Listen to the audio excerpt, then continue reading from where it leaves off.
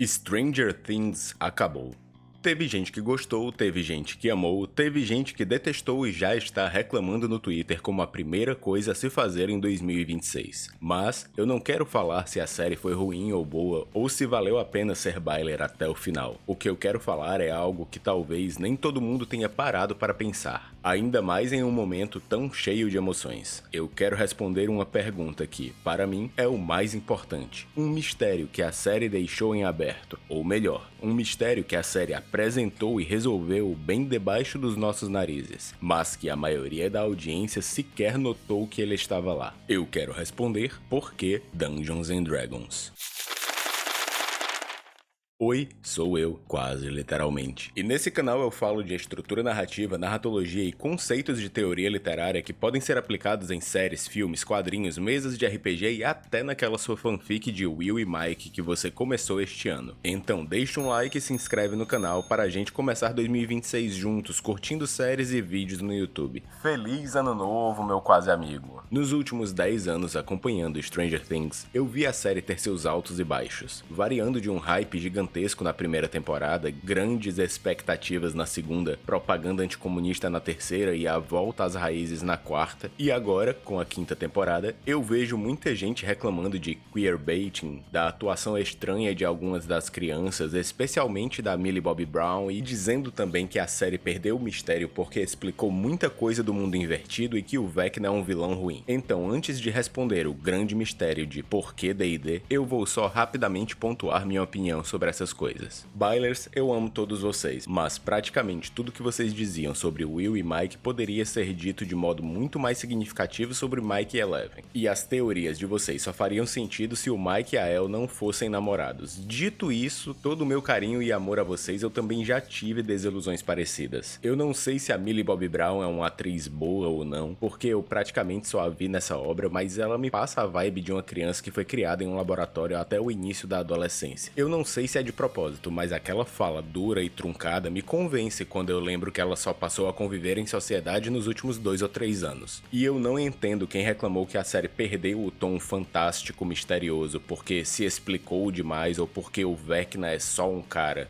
É uma outra dimensão. É um cara que mata com a mente, infectado por uma criatura extraplanar. Se você nunca leu um artigo científico sobre a ponte de Einstein-Rosen, talvez você entenda menos do que pensa sobre o quão fantástico e misterioso é o que aparece na série. Mas isso nos traz exatamente para o ponto desse vídeo. Por que D&D? Você deve lembrar que no começo da primeira temporada vemos os meninos jogando Dungeons and Dragons, enfrentando o Demogorgon do jogo, e depois o Will é capturado pelo Demogorgon do mundo invertido. Nos episódios seguintes, enquanto todo mundo fica desesperadamente confuso com tudo que está acontecendo, os meninos rapidamente conseguem compreender o que está acontecendo e coordenar o início das buscas pelo Will, ou pelo menos das buscas que realmente vão dar em alguma coisa. Quando a Joyce finalmente começa a ter pistas de onde o filho dela está, ninguém acredita nela a ponto de acharem que ela está ficando louca, e o mesmo acontece com a Nancy e o Jonathan com a questão do desaparecimento da Barb. Isso é porque, diferente das crianças, eles não tinham um vocabulário que permitisse explicar sobre os monstros, sobre o mundo invertido e sobre tudo aquilo que estava acontecendo. Um dos escritores de terror mais conhecidos do mundo é o H.P. Lovecraft, e ele é famoso justamente por criar cenas e situações com monstros indescritíveis, criaturas inenarráveis, deixando a imaginação do leitor completar o quão aterrorizante é aquilo. O Lovecraft, que era um notório medroso que tinha pavor até de ar-condicionado, real oficial. Aqui tem informação! Ele sabia que a gente não tem medo do escuro pelo escuro. A gente tem medo de não saber o que está no escuro, ou se algum dia as luzes vão se acender de novo. Mas, para as crianças de Hawkins, tudo isso é muito mais fácil de compreender, porque tudo é um Demogorgon, um mundo invertido, uma referência a X-Men, Senhor dos Anéis ou Star Wars. É abraçando essas metáforas e analogias que eles conseguem resgatar o Byers, enfrentar as criaturas, o Henry e até o exército.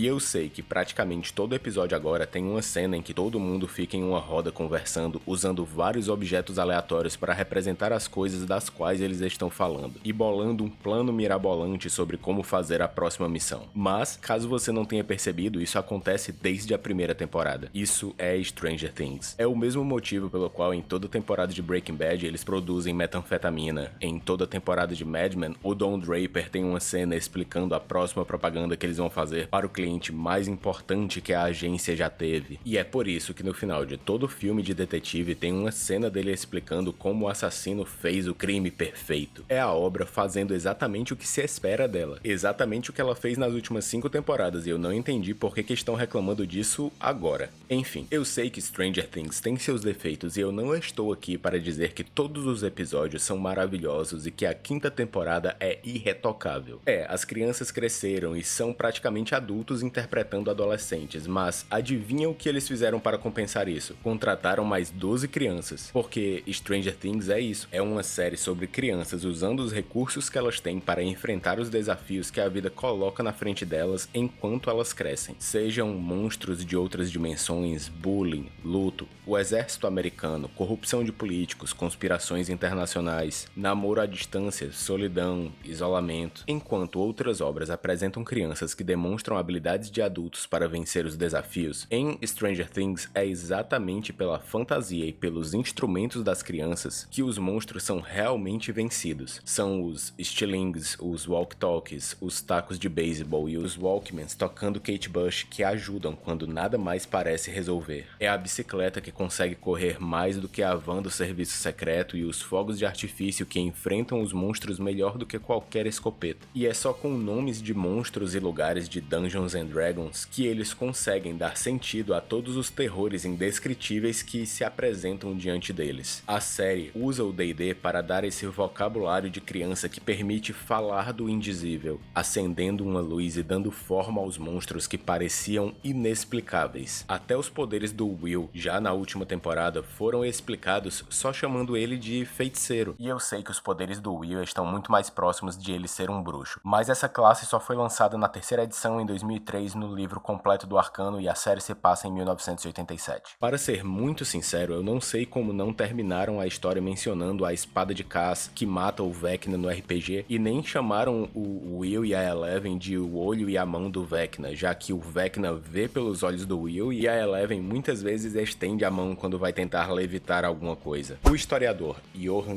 Huizinga propõe no seu livro Homo Ludens que um dos fundamentos anteriores à cultura é o ato de jogar. É por meio dos jogos que nós temos a oportunidade de exercitar enquanto jovens as competências que serão esperadas de nós enquanto adultos. Na real, o livro dele fala de muito mais coisa, mas eu tô querendo focar só nesse ponto agora, tá? Porque são os videogames que ensinam a não desistir, os esportes que ensinam o trabalho de equipe e as histórias de fantasia, como as jogadas na mesa de D&D, que permitem que a gente entenda melhor as complexidades da vida real. Porque é nessas brincadeiras que o adulto vai se construindo como uma casca ao redor da criança. E Stranger Things entende o poder e o valor dessa criança interior. E se você gostou desse vídeo, me diz o que você achou da temporada final aqui nos comentários, que nós já vamos ser quase amigos.